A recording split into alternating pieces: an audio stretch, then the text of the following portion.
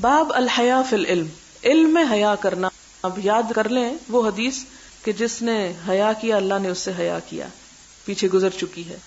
وقال مجاہد کہتے ہیں لا یتعلم العلم مستحین، نہیں سیکھتا علم حیا کرنے والا، حیا کرنے والے کو، جھجکنے والے کو علم نہیں ملتا. ولا مستکبرن، اور نہ تکبر کرنے والے کو. یعنی دو لوگ علم نہیں حاصل کر سکتے، حیا کرنے والا یعنی غیر ضروری حیا، اور تکبر کرنے والا. وقالت عائشہ، حضرت عائشہ کہتی ہیں نعم النساء نساء الانصار، کتنی اچھی ہیں عورتیں انصار کی عورتیں، عورتوں میں کتنی بہترین ہیں انصاری عورتیں. لم یمنعہن، نہیں منع کرتا ان کو، نہیں روکتا ان کو، الحیاء حیا، ان یتفقہن فی الدین، کہ وہ سمجھ بوجھ پیدا کریں دین میں. حضرت عائشہ نے عورتوں کی تعریف کیوں کی؟ اس لیے کہ عورتوں کو بھی بعض اوقات حضور صلی اللہ علیہ وسلم سے ایسے مسائل معلوم کرنے کی ضرورت تھی جو شرم و حیا کی وجہ سے انسان شاید کسی عورت سے بھی نہ پوچھ سکے، لیکن ان خاص مسائل کو پوچھنا بھی جو انسان کے فرائض کی ادائیگی کے لیے ضروری ہو، انسان کے لیے بنیادی علم کا درجہ رکھتا ہو، وہ ضروری ہے، خواہ اس میں بظاہر شرم و حیا کے تقاضے پامال ہوں. اب دو چیزیں ہوتی، ایک تو یہ ہے کہ آپ اس علم کو نہ سیکھیں نہ سکھائیں، نہ جانیں نہ جنوائیں، اور اس کو چھپا کے رکھ دیں. اس کا تو آپ پیچھے پڑ چکے ہیں نا کہ کیا حال ہے. دوسری بات یہ ہے کہ آپ اس کو ضرورت کے وقت حیاداری کے ساتھ بیان کر دیں، لیکن اپنی عام گفتگو اور عام مجلسوں کا موضوع نہ اس کو بنائیں. کہ مثلاً اگر آپ نے ایک حیا والی بات کسی سے سنی یا پڑھی یا اس کو سوال کیا اور پھر آپ ہر ایک سے وہی فضول باتیں کرتے رہیں. یعنی یہ دو مختلف مواقع ہیں. ایک موقع تو یہ ہے کہ وہ ضرورت ہے. اب مثلاً آپ دیکھیں کہ کسی مرد کا کسی عورت کے جسم کو ہاتھ لگانا اخلاقاً عقلاً شرعاً منع ہے نا، لیکن جب ایک عورت بیمار ہوتی ہے اور ڈاکٹر کے پاس جاتی ہے تو وہ اس کو ہاتھ لگاتا ہے. اب یہ ہاتھ لگانا کیا ہے؟ ضرورتاً. کبھی کسی ڈاکٹر کو یہ بلیم کیا گیا کہ فلاں ڈاکٹر بڑا بدماش ہے، عورتوں کی نبض دیکھتا ہے مثلا، یا بلڈ پریشر چیک کرتا ہے. کبھی کہا کسی نے؟ نہیں کہا. کیوں؟ اس لیے کہ وہ ان کا علاج کرتا ہے، ان کی خیر خواہی کرتا ہے، ان کی جان بچاتا ہے. اسی طرح اللہ تعالیٰ نے حضور صلی اللہ علیہ وسلم کو بھی چونکہ آپ کا ذمہ لگایا تھا یزکیہم، کہ لوگوں کو پاک کرنا ہے، اور تزکیہ میں بہت ساری چیزیں آ جاتی ہیں، وہ میں آگے کتاب الطہارہ کتاب الوضو میں بیان کروں گی. آپ کے اوپر بھی اللہ تعالیٰ نے یہ ذمہ داری عائد کی تھی کہ نجاستوں سے پاک ہونے کے جتنے طریقے ہیں، جو جو چیزیں ہیں، وہ لوگوں کو کھول کے بیان کر دیں اور آپ کو کرنا پڑے. اور یہ آپ صلی اللہ علیہ وسلم کی بہت بڑی قربانی تھی کہ آپ نے اپنی ذاتی زندگی کی بہت سی ایسی مثالیں لوگوں کے سامنے رکھی جو کوئی بھی شخص رکھ نہیں سکتا. یہ سب کچھ اللہ تعالیٰ کے حکم سے ہوا. اور پھر آپ دیکھیں کہ خود قرآن پاک میں بھی جو مقدس کلام ہے، اللہ تعالیٰ کی کتاب ہے، اللہ کا کلام ہے، اس میں بھی بعض الفاظ ایسے ہیں، بعض معاملات ایسے ہیں، بعض معنی ایسے ہیں کہ جو شرم و حیا کے تقاضے کے خلاف معلوم ہوتے ہیں، لیکن چونکہ انسان کی ضرورت ہے اس لیے اللہ تعالیٰ نے ان کو بیان کیا. بہت سے لوگ حدیث پر خصوصاً قرآن پہ جرأت نہیں کرتے، حالانکہ اس میں بھی ایسی باتیں ہیں، لیکن حدیث پر بہت زبان درازی کرتے ہیں اور یہ کہتے ہیں کہ جی حضور صلی اللہ علیہ وسلم کا یہ روپ تو ہم کو بالکل پسند نہیں، اور یہ باتیں بیان کا آپ نے بڑی بے حیائی کی باتیں کی ہیں اور شرم و حیا کے تقاضوں کو پامال کیا، اور اس قسم کی باتیں کرتے ہیں. آپ دیکھیں کہ دو چیزیں تھی. ایک تو یہ کہ جب آپ صلی اللہ علیہ وسلم انسانی زندگی کے اس حصے کو بالکل ٹچ نہ کرتے، اور آپ کر سکتے تھے، کوئی آپ کے لیے مجبوری نہیں تھی، لیکن چونکہ اللہ تعالیٰ نے آپ کو ذمہ داری دی اس لیے آپ کو کرنا تھا، اور انسانوں کو زندگی کے ہر گوشے میں مدد دینا تھی. یہود نے بھی ایک دفعہ مذاق اڑایا تھا. یہودیوں نے کیا مذاق اڑایا؟ جی تمہارا پیغمبر تو تمہیں یہ بھی بتاتا ہے کہ ٹوائلٹ میں بیٹھتے کیسے ہیں. جس صحابی نے سنا انہوں نے یہ نہیں کہ آگے شرما گئے، جھجک گئے، ہاں بڑا برا کیا اور نہیں ایسا نہیں کرنا چاہیے تھا. انہوں نے کہا کہ ہاں ہم کو بتاتا ہے، ہمیں یہ بھی بتاتا ہے کہ کس طرح بیٹھنا ہے، کدھر منہ کر کے بیٹھنا ہے، استنجا کس ہاتھ سے کرنا ہے، کس طریقے سے کرنا ہے، کتنے مٹی کے ڈھیلوں سے کرنا ہے، اور کس طرح اس کے بعد ہاتھ صاف کرنا ہے. وہ ہم کو سب کچھ بتاتا ہے. اور وہ یہ کیوں کہہ رہے تھے؟ حسد کی وجہ سے، کہ ان کو وہ تفصیلات معلوم نہیں تھی جو مسلمانوں کو حضور صلی اللہ علیہ وسلم نے آ کے دین مکمل، دین کامل ہے نا، زندگی کا ایک حصہ اگنور کیسے کیا جا سکتا ہے. جیسے جسم کی ضرورت کے لیے، جسم کی بیماری کے لیے آپ ڈاکٹر کو نہ صرف یہ کہ ہاتھ دکھاتے ہیں، بلکہ بعض اوقات آپ دیکھیں خدا نخواستہ خواتین کو بریسٹ کینسر ہو جاتا ہے، یوٹرس نکالنا پڑتا ہے، تو سب کچھ ہوتا ہے اور اس کی اجازت بھی ہے. کیا ڈاکٹر حیا کے تقاضے پامال کرنے کے لیے سب کچھ کر رہا ہوتا ہے؟ اس کے لیے تو وہ کیا ہے، ایک آبجیکٹ ہے کہ جس کو اس نے ٹریٹ کرنا ہے، اس کے لیے اس سے قطع نظر کہ مرد ہے یا عورت ہے، کیا ہے اور کیا نہیں. تو اسی طرح آپ صلی اللہ علیہ وسلم روحانی طبیب تھے اور روح کے معلم تھے. آپ زندگی کا یہ گوشہ فراموش نہیں کر سکتے تھے.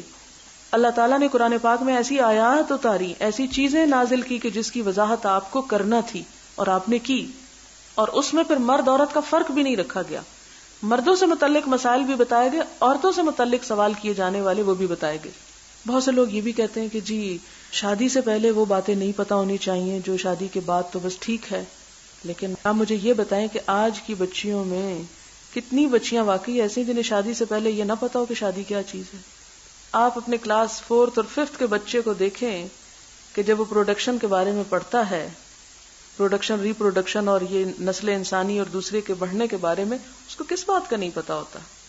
جب آپ کے بچے اسکولوں میں یہ سب باتیں پڑھ لیتے ہیں، انسائکلوپیڈیاز میں ہر تصویر دیکھ لیتے ہیں، سارے ایسے ماڈل ان کو دکھا دیے جاتے ہیں، سب کچھ سمجھا دیا جاتا ہے، تو ایک دین ہی کے معاملے میں آ کر جب بات ایسی کوئی بتائی جائے تو پھر وہ ادب اور احترام اور تقدس اور روحانیت کے خلاف یہ سارے خول ہیں چڑھائے ہوئے. اس کا یہ مطلب نہیں کہ ہم ہر مجلس اور ہر محفل میں بیٹھ کے ایسی باتیں کرنا شروع کر دیں، لیکن اس کا یہ مطلب بھی نہیں کہ انسانی جسم اور ضروریات اور فطرت کے ان تقاضوں کو یکسر پرے پھینک دیں. اب آپ دیکھیں کہ انسان کے اوپر بہت ساری جو حالات گزرتے ہیں، جیسے غسل جنابت ہے، قرآن میں اس کا ذکر ہے. اب آپ قرآن کی آیت نکال دیں گے، غسل جنابت کا ذکر ہے، آپ بچوں کو نہیں پڑھائیں قرآن. آپ بچوں کو بچا کے کس پلانٹ پہ بھیجیں گے جہاں ان کو کسی بات کا پتہ نہیں چلے گا. ایک نیچرل فطری انداز میں آپ ان کو سب بتا دیں. ٹھیک ہے کہ آپ ان کو اس ایج میں بتائیں، اور اسی لیے میں ہمیشہ کہا کرتی ہوں کہ 15 سے پہلے آپ قرآن نہ پڑھائیں بچوں کو پورے کا پورا، چند آیات احکام کہانیوں کی شکل میں بتا دیں. لیکن جب بلوغت کو ایک بچہ پہنچ جاتا ہے، اس کے فزیکل چینجز اس کے اندر آنے لگتی ہیں، اس کا جسم ان سارے احساسات کو محسوس کرنے لگ جاتا ہے، تو اس کے بعد اس کو اگر آپ صحیح گائیڈنس نہیں دیں گے، پھر بھٹکنے کا بھی اس کو بہت اندیشہ ہے. تو اس کو پھر پتا ہونا چاہیے کہ لائف کی حقیقت کیا ہے، اللہ تعالیٰ نے مرد اور عورت کا تعلق کس قسم کا رکھا. پھر اس میں آپ دیکھیں کہ وہ جیسے غسل جنابت ہے، ایک بات تو یہ تھی قرآن اس کا ذکر نہ کرتا، حدیث کو اس کا ذکر نہ کرتی، لیکن ساتھ انسانوں کو ایک شک میں ڈال دیا جاتا کہ پتہ نہیں یہ حلال ہے، حرام ہے، جائز ہے، ناجائز ہے. جیسے بھوک لگتی ہے، انسان کھانا کھاتا ہے، اس کو تو اطمینان سے کھائے، لیکن اگر کسی اور چیز کی ضرورت ہو تو اس کو کہا جائے کہ نہیں یہ غلط ہے. تو اسلام میں رہبانیت نہیں ہے. اسلام نے ان جذبات کو دبایا نہیں، ان کو ایک چینلائز کیا، صحیح رستہ دکھایا. پھر اس کے بعد جیسے غسل کی حکمت بتانی چاہیے کہ یہ سب کچھ انسان کے اوپر انسان کی حیوانیت کا غلبہ ہوتا ہے جو انسان کی روحانیت میں حائل ہوتی ہے. اسلام نے اس لیے اس کے بعد نہانے کا حکم دیا، یا اس طرح کی بہت سی انسان کے اوپر جذباتی کیفیات کے بعد وضو یا غسل کا حکم اس لیے دیا کہ انسان کی وہ شیطنت یا حیوانیت جو ہے وہ ٹھنڈی پڑ جائے، اور انسان جب اللہ تعالیٰ کے حضور حاضر ہو، عبادت کے لیے آئے، تو اس کے جو مزاج ہے اس میں اعتدال ہو اور اس کے اندر پاکیزگی اور روحانیت کا ایک تصور بیٹھ جائے. تو ان چیزوں کو اسلام یکسر نظر انداز کر سکتا تھا، لیکن نہیں کیا کہ یہ انسان کا ایک حصہ ہے، انسان کی تخلیق اس سے وابستہ ہے، نسل انسانی کا آگے بڑھنا اس سے وابستہ ہے. ان چیزوں کو فراموش کرنا حقائق سے نظریں چرانا ہے. اور چونکہ اسلام میں رہبانیت تو ہے ہی نہیں، دین میں تقدس کا یہ تصور ان لوگوں کی طرف سے آیا ہے کہ جنہوں نے دین کو صرف روحانیت کا مجموعہ بنا لیا، ایک دین فطرت نہ رہنے دیا. جو دین فطرت ہے اس میں یہ تمام چیزیں آئیں گی، ان کا ذکر بھی آئے گا اور ان کے بارے میں صحیح نالج بھی دیا. یہ اللہ کا کرم ہے، رحمت ہے اس کی. اور حضور صلی اللہ علیہ وسلم کو بھی رحمت للعالمین بنا کے بھیجا گیا کہ آپ صلی اللہ علیہ وسلم نے ان تمام چیزوں پر ہمیں صحیح رہنمائی فراہم کی. پھر آپ دیکھیں کہ ان ساری چیزوں کو اگر الگ الگ کر کے انہیں انالائز کیا جائے، جو آپ کے ان خاص پوشیدہ مسائل کے بارے میں احکامات ہیں، تو آپ دیکھیں گے کہ مسلمانوں کی زندگی کا یہ حصہ جتنا زیادہ ایجوکیٹڈ ہے اور جتنا ان کو اس پر گائیڈ کیا گیا ہے، اس کے کتنے فوائد ہیں وہ کہیں بھی نہیں ملے گا آپ کو. پھر تو انسان اور جانور میں فرق کیا رہ گیا؟ یہ سب کام تو جانور بھی کر رہے ہیں، وہ بھی اپنی نسل بڑھا رہے ہیں اور ان کے ہاں بھی یہ سب کچھ ملتا ہے، لیکن ان کا طرز عمل کیا ہے اور ایک مسلمان کا کیا ہونا چاہیے؟ اللہ تعالیٰ نے انسانوں کے ساتھ ضروریات لگا کے ان کو بھٹکنے کو نہیں چھوڑ دیا، ساتھ یہ بھی بتایا کہ کس ضرورت کو کیسے پورے کرو، کس طریقے سے کرو، اور اس میں کیا جائز ہے، کیا ناجائز ہے، کیا تمہیں فائدہ دے گا، کیا نقصان دے گا. اور اپنی ان ضروریات کو پوری کرنے کے بعد گلٹی کانشیس نہ رہو، اس گلٹ سے نکلو اور دوبارہ پاکیزہ ہو کر روحانیت کی طرف لوٹ آؤ، ایک اعتدال کی زندگی بسر کرو.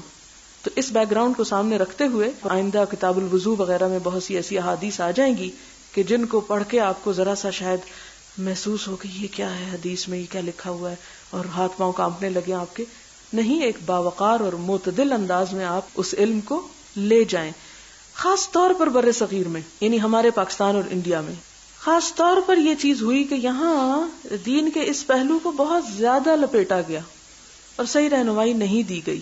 جبکہ آپ دیکھو گے کہ عربوں کے ہاں اور کلچرز میں اس قسم کے حیا کا نام نہیں ہے کہ جو آپ کو صحیح علم سے روک دے. تو یہاں پر اسی کا ذکر آتا ہے. اور اس کے بعد آپ دیکھیں گے کہ کسی نے بھی جب آپ سے ایسا کوئی مسئلہ آ کے پوچھا تو آپ نے اس کو یہ نہیں کہا بے حیا ہو، بے شرم ہو، نکل جاؤ یہاں سے، تم کیا پوچھنے آ گئے. نہیں، ان کو تسلی کے ساتھ بتایا کہ اس موقع پہ تم کیا کرو. ہمارے ہاں بھی بہت سی خواتین ایسی ہوں گی جن کے اندر بہت سی بے چینی ہوگی اور یہ پریشان ہوں گی، پتہ نہیں ہم پاک ہیں کہ نہ پاک ہیں، اس کے بعد یہ جائز ہے یا ناجائز ہے. لیکن نہ اپنی ماں سے پوچھ سکتی ہیں، نہ بہن سے پوچھ سکتی ہیں، نہ کچھ، نہ کسی اور سے، نہ کسی دین کے عالم سے. ساری زندگی جھجک کے گزار دی. نہ عبادات کا سکون محسوس ہوا، کیونکہ ظاہر ہے اگر وضو نہیں، اگر پاکی کا احساس نہیں تو نماز ہی نہیں. ایون اگر آپ پاک بھی ہیں لیکن اگر آپ کو شک ہے شاید میں پاک نہیں ہوں، غسل کرنے کی ضرورت نہیں اور آپ سوچ رہے نہیں شاید مجھے غسل کرنا چاہیے، تو ایسی صورت میں اب کسی سے پوچھ تو سکتے نہیں، چلو جیسا ہے جانے دو.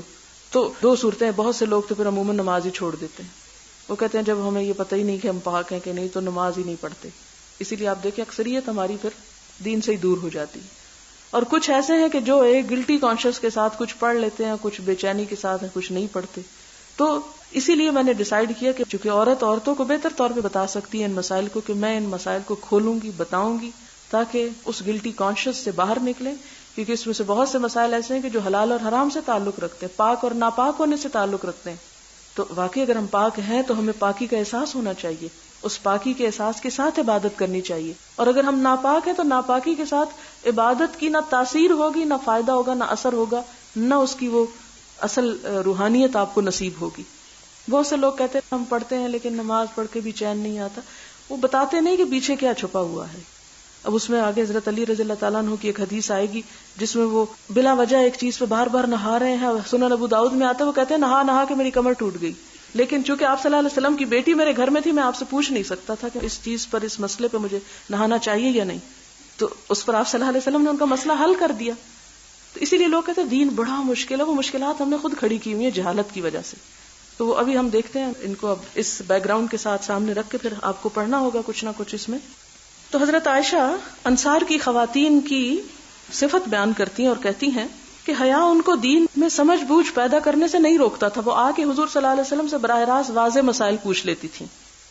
حدثنا محمد بن سلام قال اخبرنا ابو معاویہ قال حدثنا ہشام عن ابیہ عن زینب ابنۃ ام سلمہ عن ام سلمہ قالت، حضور کی زوجہ محترمہ ام سلمہ روایت کرتی ہیں، جاءت ام سلیم آئیں، یہ حضرت انس کی والدہ ہیں، الی رسول اللہ صلی اللہ علیہ وسلم، نبی صلی اللہ علیہ وسلم کے پاس. فقالت، کہنے لگی، یا رسول اللہ ان اللہ لا یستحی من الحق، اللہ تعالیٰ حق بات کرتے ہوئے نہیں شرماتا.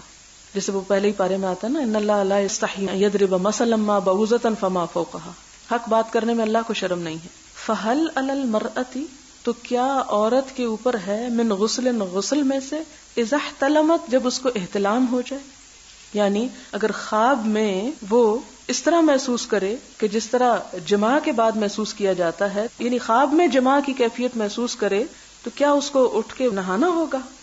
یعنی حقیقت میں نہیں لیکن خواب میں اس نے ایسی چیز دیکھی. فقال النبی صلی اللہ علیہ وسلم، تو نبی صلی اللہ علیہ وسلم نے فرمایا، اذا رأت الماء، اگر پانی دیکھے، یعنی اپنے جسم سے، یعنی خواب میں اس نے جماع کیا لیکن پانی نہیں نکلا تو غسل نہیں ہے. لیکن اگر پانی نکل آیا ہے جسم سے، کیونکہ بعض اوقات خواب میں انسان روتا ہے تو اٹھ کے محسوس ہوتا ہے جیسے بہت رو کے ابھی تھکا ہے، یا ہنستا ہے تو اٹھ کے ایک خوشی کی کیفیت ہوتی ہے. بعض اوقات خواب میں کوئی کھا رہا ہوتا ہے، کوئی مار رہا ہوتا ہے، کوئی ڈر رہا ہوتا ہے، تو یہ بھی انسانی جسم کی ایک کیفیت ہے. بعض اوقات خواب اس قسم کا بھی آ سکتا ہے، اور خواب کسی انسان کے اپنے بس میں نہیں ہوتے. اگر انسانی تقاضے کے تحت ایسا کوئی خواب دیکھ لیا ہے تو کیا اس کو اٹھ کے نہانا چاہیے؟ فقال النبی صلی اللہ علیہ وسلم، آپ صلی اللہ علیہ وسلم نے فرمایا، اذا رأت الماء، اگر پانی دیکھے. فغطت ام سلمہ نے منہ ڈھانپ لیا، یعنی شرم کے مارے کہ اس عورت نے آ کے کیا پوچھ لیا. تانی وجہہا، یعنی اپنا چہرہ ڈھانپ لیا. وقالت یا رسول اللہ، کہنے لگی یا رسول اللہ صلی اللہ علیہ وسلم، یعنی حضرت ام سلمہ کہتی وَتَحْتَلِمُ الْمَرْأَةُ، عورت کو بھی احتلام ہوتا ہے؟ قال نعم، آپ نے فرمایا ہاں. تربت یمینک، تربت یمینک جو ہے یہ ایک محاورہ ہوتا ہے تیرے ہاتھ خاک آلود ہوں. جیسے ہم اردو میں کہتے ہیں نا وہ پاگل یا فلاں، یہ اس طرح کے کسی کو ازراہ مذاق یا اس طرح کہنا کہ ہاں تیرے ہاتھ کو مٹی لگے. فبما، تو کس چیز کے ساتھ یشبہھا، مشابہ ہوتا ہے اس کے ولدھا، اس کا بچہ. یعنی عورت کا بچہ ماں پہ کس طرح جاتا ہے اگر اس کا اس میں کوئی حصہ نہیں ہوتا. حدثنا اسماعیل قال حدثني مالک عن عبد الله بن دینار عن عبد الله بن عمر ان رسول الله صلی اللہ علیہ وسلم قال ان من الشجر شجرة لا يسقط ورقها وهي مثل المسلم حدثوني ما هي فوقع الناس في شجر البادية ووقع في نفسي انها النخلة. قال عبد الله فاستحييت، میں نے شرم کے مارے نہیں بتایا کہ وہ کھجور کا درخت ہے. فقالوا یا رسول اللہ اخبرنا بها، فقال رسول اللہ صلی اللہ علیہ وسلم هي النخلة. قال عبد الله فحدثت ابی، میں نے اپنے ابا کو جا کے بتایا، نہیں عمر بن خطاب کو، بما وقع فی نفسی، جو میرے دل میں آیا. فقال لأن تكون قلتها، کہ تم نے کہہ دیا ہوتا اس کو، احب الی، یہ بات مجھے زیادہ اچھی لگتی اس بات سے، من ان یکون، اس سے کہ لی کذا و کذا، مجھے اتنا اور اتنا مال مل جاتا. یعنی ڈھیروں مال ملنے کی بھی مجھے اتنی خوشی نہ ہوتی جتنی مجھے اس بات کی ہوتی کہ اے میرے بیٹے تم حضور صلی اللہ علیہ وسلم کو وہ بتا دیتے جو تم سوچ رہے تھے. یعنی ایک اچھی بات جو معلوم ہو کسی چھوٹے کو بھی تو اسے بتانے میں شرمانا نہیں چاہیے، جھجکنا نہیں چاہیے، وہ اس کے لیے باعث اجر ہوگا اس کا وہ بتا دینا. باب من استحیا، جو شرم کرے، فامر غیرہ بالسؤال، پھر وہ دوسرے کو اپنا سوال دے، یعنی خود نہ پوچھ سکے کسی اور کو کہ اچھا تم پوچھاؤ میرے لیے. تو کیا ایسا کیا جا سکتا ہے؟ ہاں ایسا کیا جا سکتا ہے. یعنی کچھ لوگوں کے اوپر حیا کا بہت غلبہ ہوتا ہے، وہ نہیں پوچھ سکتے، لیکن اس کا یہ مطلب نہیں کہ پوچھنا ہی نہیں چاہیے. خود نہ پوچھ سکے تو کسی سے پوچھوا لے. حدثنا مسدد کہتے ہیں قال حدثنا عبد الله بن داود عن الاعمش عن منذر الثوری عن محمد بن الحنفیہ عن علی قال، حضرت علی کہتے ہیں كنت رجلا مذا، میں ایسا شخص تھا جس کی بہت مزی نکلتی تھی. فامرت المقداد، تو میں نے مقداد کو کہا ان یسأل النبی صلی اللہ علیہ وسلم، کہ حضور صلی اللہ علیہ وسلم سے جا کے پوچھے. یعنی مزی وہ پانی ہے جو جماع کے بغیر یا اس سے پہلے آتا ہے. فسألہ، تو انہوں نے آپ سے پوچھا.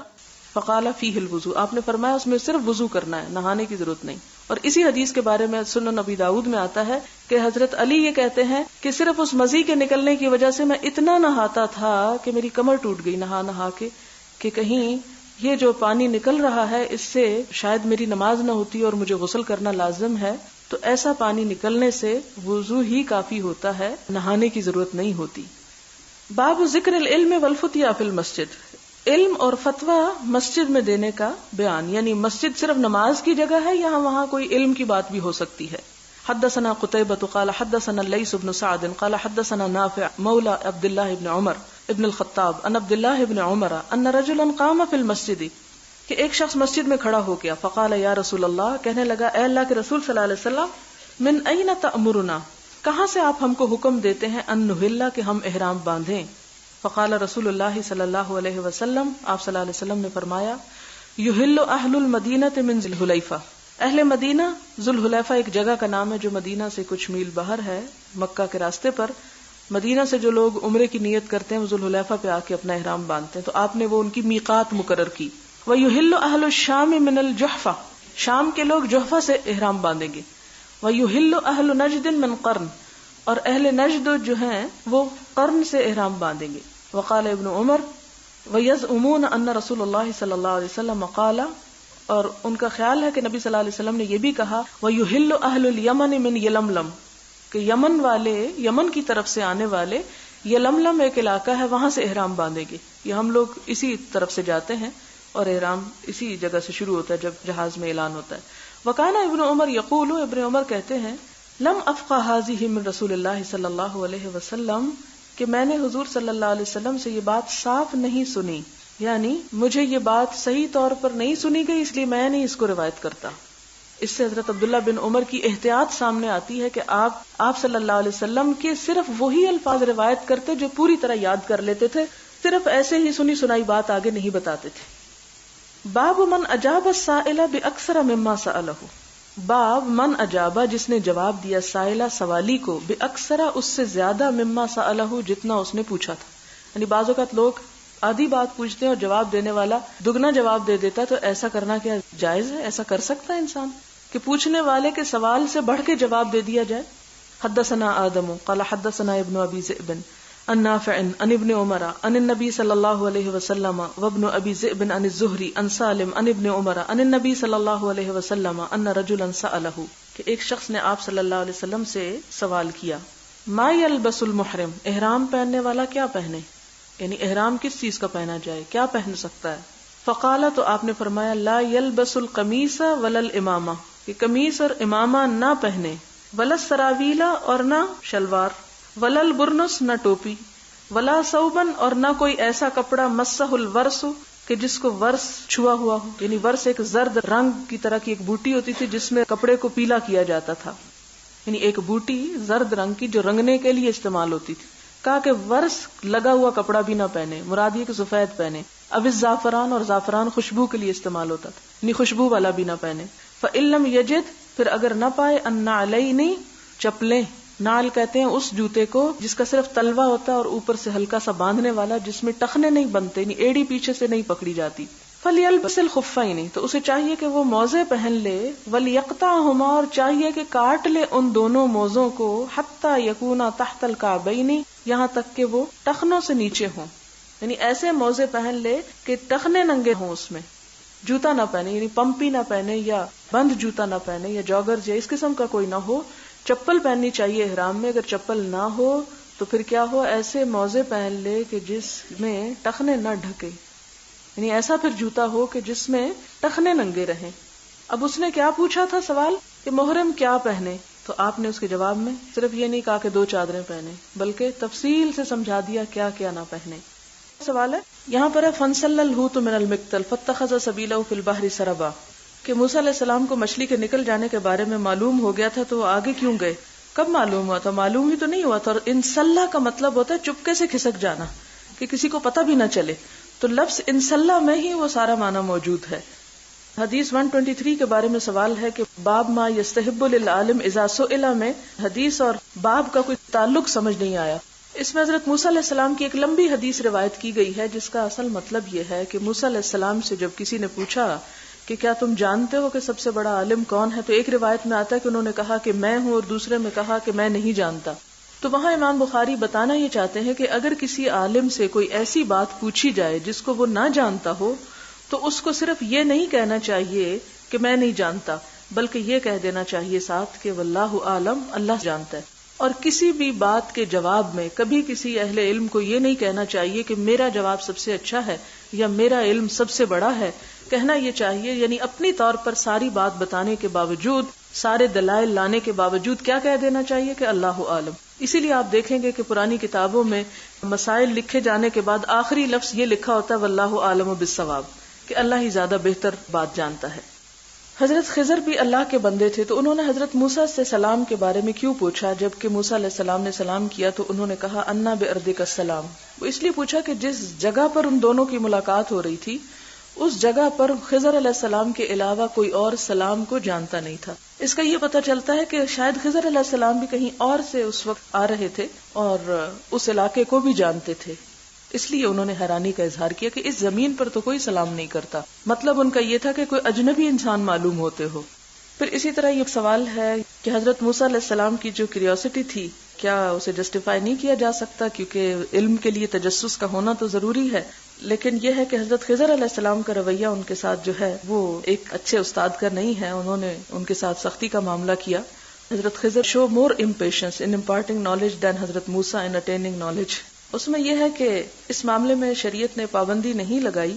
تجسس یا کیوریوسٹی ایک اچھی چیز ہے، لیکن ہر چیز اپنی حد کے اندر اور اعتدال میں ہی فائدہ دیتی ہے. اگر اعتدال سے بڑھ جائے تو وہ نقصان دیتی ہے. کیونکہ انہوں نے آتے ہی سب سے پہلے شرط یہ لگائی تھی کہ تمہیں جو علوم میرے پاس ہے، کیونکہ ہر علم کے سیکھنے کے ایک طریقہ ہوتا ہے، ایک ضابطہ ہوتا ہے، ایک قاعدہ ہوتا ہے.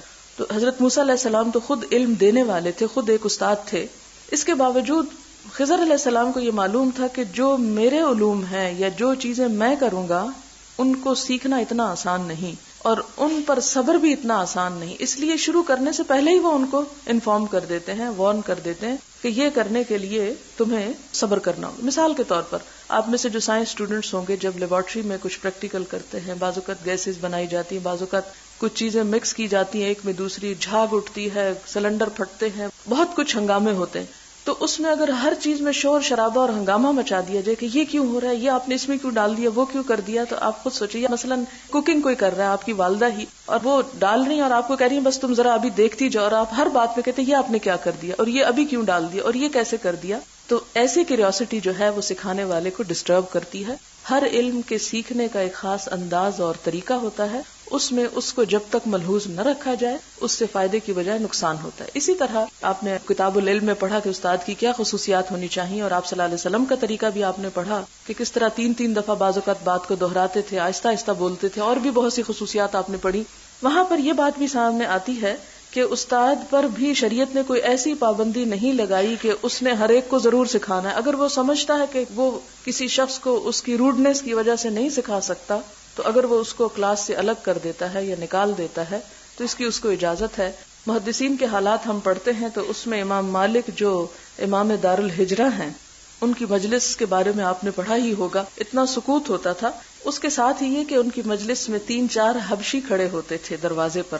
جب کوئی طالب علم ایسے سوال کرتا کہ جس سے شریعت کے کسی حکم کی توہین ہوتی یا وہ امام مالک کو اریٹیٹ کرتا، تو صرف اشارہ کرتے کہ اس کو اٹھاؤ اور باہر لے جا کے ڈال دو۔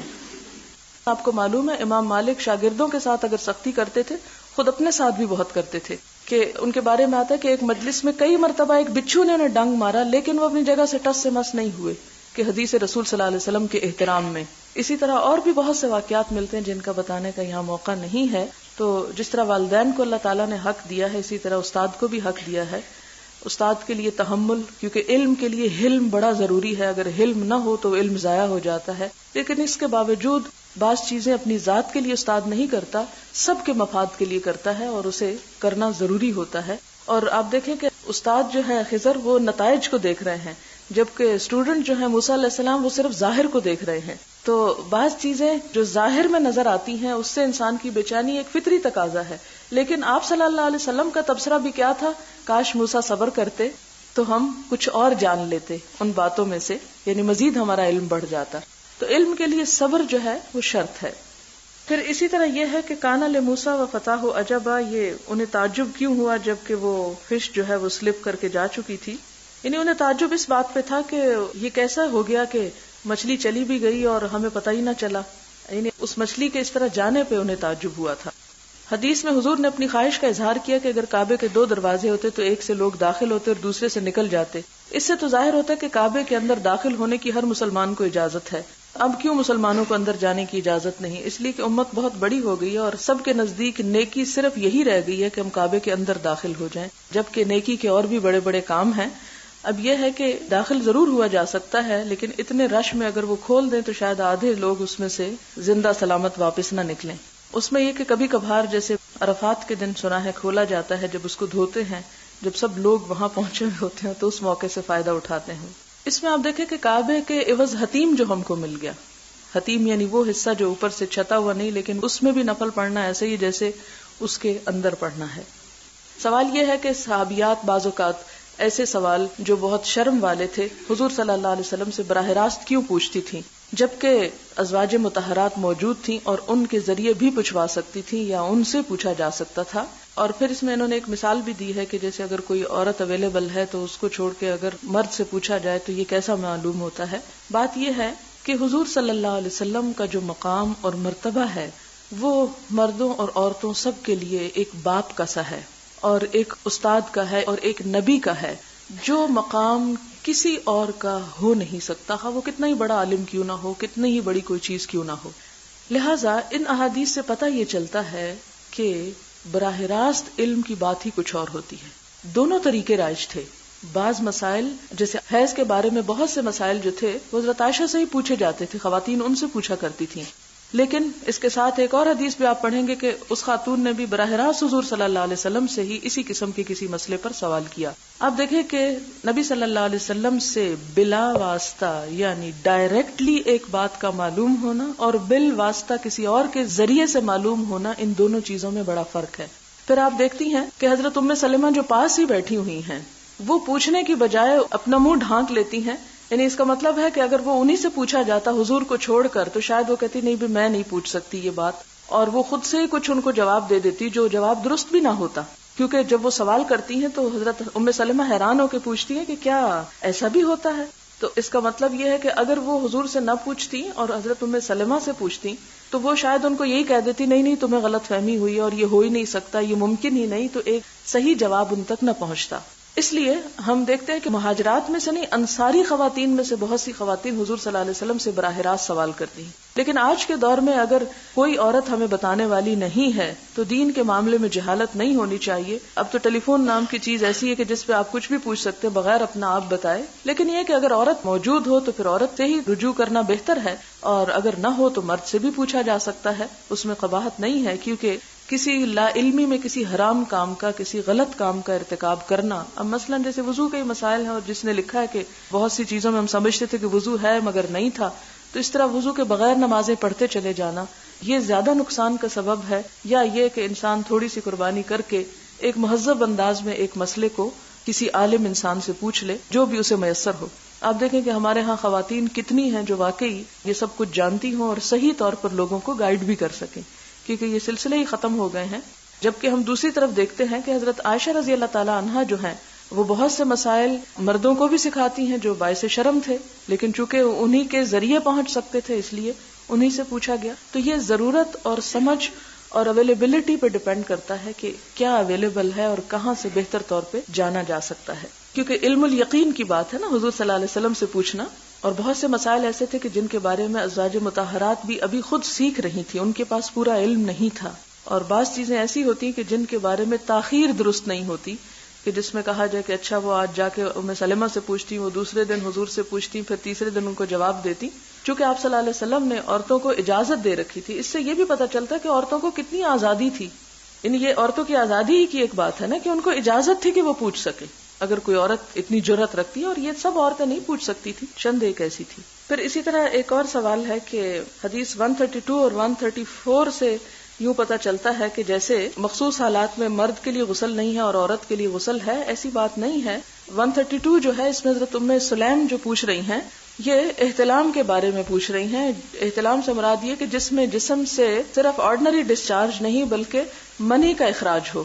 بہت واضح لفظوں میں مجھے بات کرنی پڑے گی. اور 134 میں حضرت علی کا جو مسئلہ ہے یہاں پر مزی کا اخراج ہے. ان دونوں میں فرق ہوتا ہے، اس لیے یہ اصل میں یہاں مسئلہ واضح یہ کرنا تھا کہ منی کے اخراج پہ غسل واجب ہوتا ہے جبکہ مزی کے اخراج پر غسل واجب نہیں ہوتا. اس میں مرد اور عورت کا فرق نہیں بتایا گیا. آپ نے بتایا تھا کہ حج کے وقت جوتے میں پیچھے اسٹرائپ نہیں ہونا چاہیے، کیا عورتوں کے لیے بھی یہی حکم ہے؟ جی ہاں، احرام کے وقت چپل ہی ہونے چاہیے. وآخر دعوانا ان الحمد للہ رب العالمین.